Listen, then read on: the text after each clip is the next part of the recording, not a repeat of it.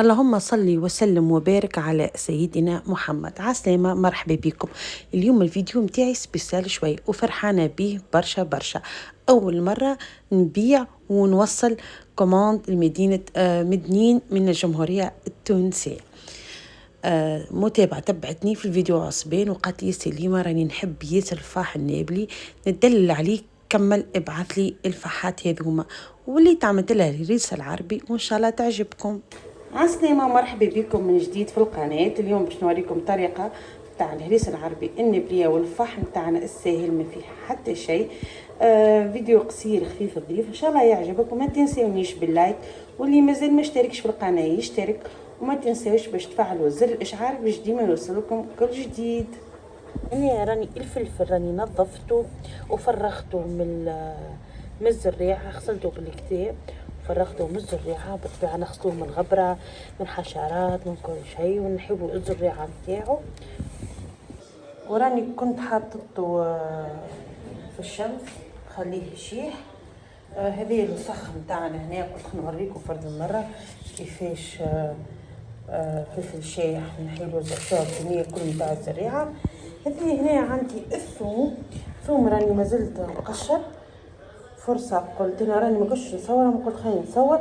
حبيت نوريكم اللي انا الثوم راني اللي تلقاه فيه العرق راني نحيه ننظفه من العرق. قلت خليني نوريكم اللي ما يفهمنيش باللغة نتاعي. نوريكم شو معناته العرق الاخضر هذاك اللي موجود في الثوم. اللي هو نقولوا نحنا ثوم زنتر. هو راهو تو يبدا وقت الثوم يزنتر، تنجموا تقشروه وتصفوه وتحب تخبيوه في الكونجيلاتور. نحيوك العرق هذاك الاخضر كما انا تو واش نعمل هاكا، وثم اللي تلقاه ما فيهش فهمت. اما الاغلبيه تلقاهم تو هو تو الثوم الاخضر هذاك بيه يتيح فهمتوا. تلقاو هذايا كما نقولوا العوله اللي نحنا شارينها نشوفوا العام يبدا يزنتر هاكا.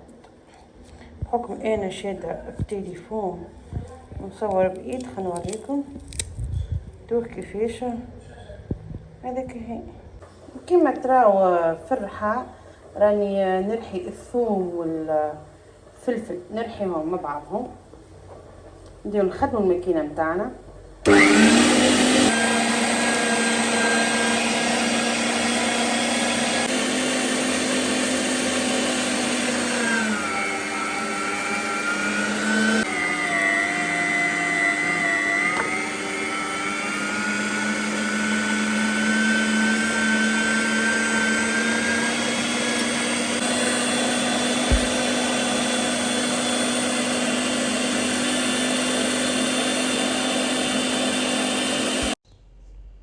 بعد ما رحينا تويكا الهريسه نتاعنا كيما تراو كميه كليكا، باش نتنقلوا للتفويح. التفويح شعلنا في الهريسه العربي عندنا زوج حاجات بخلاف الملحه، تابل وكرويه. هكا هو ما تزيد عليهم حتى شيء، تابل وكرويه.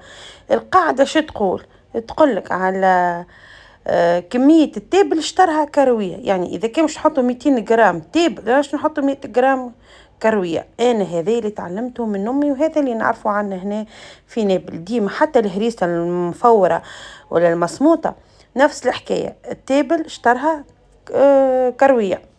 باهي نجيو تويكا انا راني هنا باش نمشي عيني ميزان، يعني كما نقولوا زوز مغارف تابل باش نحط عليهم مغارفه كرويه، هذاك هو الحساب. وتقول لي انت على قداش هريسه عربي، يعني على قداش الحق. انا ما نمشيش ما نكيلش قداش حطيت هريسه عربي وبعد نبدا نحسب عليها، لا هاني نحط من الاول عيني ميزاني وتجي فاوحه. هيا راهي يعني ما تخافش منها، انت ماكش تكثر لها برشا، مش تحطوا لها كيلو نحنا، اما راهي كمان تجيكم فاوحه. نحطوا من الاول التابل والكرويه نتاعنا، ونحطوا الملح زاد هكي حسب التقريب، ما نملحوهاش ياسر. كاش نطيبوا بها ماكله بطبيعتنا نحنا ماكلتنا باش نحطوا لها الملح، وكان باش نعملوا بها ساندويتشات باش ناكلوها كان ظهرت ناقصه ملح زيد فهمت، ما نملحوش ياسر. هذيك هو الملح اللي حطيته، راني ما زدتش عليه، انا محسوب نقولوا مغرفه ونص نتاع ماكله ملح. وهذه بحكم اللي انا راني باش نبعثها المتابعه عندي. ما نعرف، انا نسيت قلت لكم في اول فيديو اللي هي شافت فيديو العصبين ومتسانسه تاخو الحاجات متاعنا النابليه.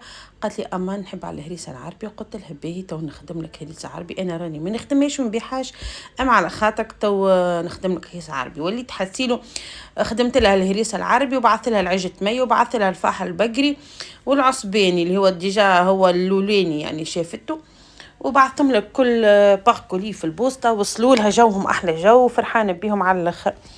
زدت حطيت هنا شوية زيت زيتونة وإلا زيت نباتي اللي يحبين هنا، خاطر بحذايا زيت زيتونة عرفتوا هكا زيت زيتونة جديد دونك تراو ديجا في لونه.